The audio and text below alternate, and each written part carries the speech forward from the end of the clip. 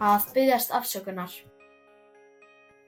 Hæ, ég heiti Snjólfur og ég er 11 ára gamall. Þetta er skólinn minn. Mér finnst oftast gaman í skólanum. Nema þegar það kemur eitthvað upp á, ég þarf að segja fyrirgefðu við eitthvað. En mér finnst mjög erfitt að segja fyrirgefðu við aðra. En ég veit ekki af hverju mér finnst það svona erfitt. Alltaf þegar eitthvað kemur upp á þá þarf kennarinn minn að taka mig afsíðis. Þar talar hún við mig og gefur mér tíma til að róa mig.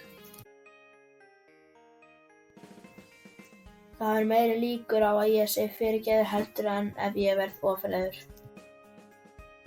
Ég veit að ef ég segi ekki fyrirgefðu verða vinir mínir pirraðir. Þeir segja alltaf fyrirgefðu við mig.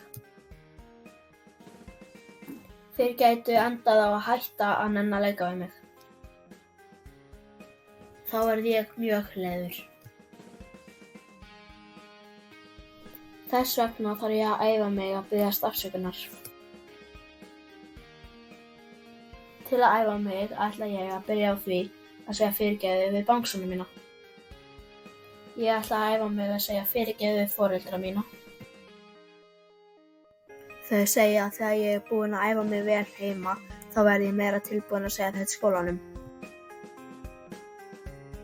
Næst þegar ég þarf að biðjast afsökunar, þá ætla ég að fá að fara afsíðis eins og ég er búin að gera í skólanum.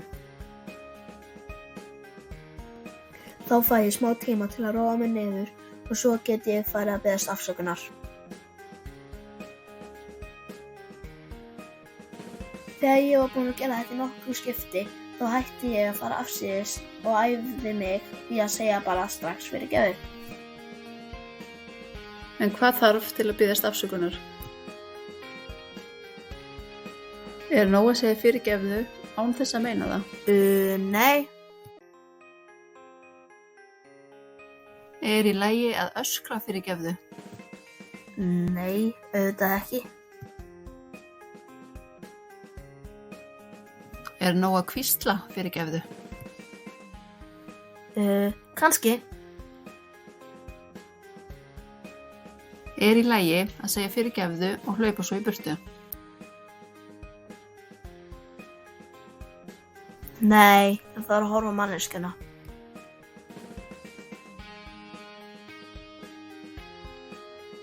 Meina það sem maður segir.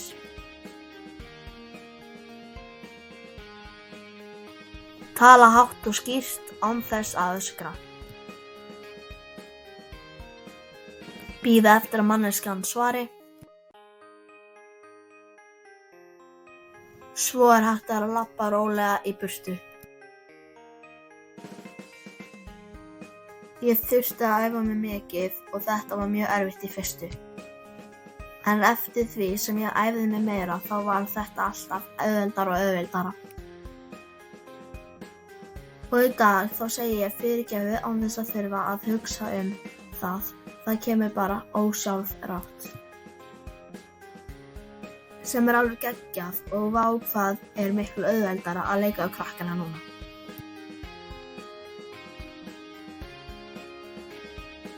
Ef þér finnst erfitt að segja fyrirgefðu, þá mæli ég með að þú æfir þig líka eins og ég gerði.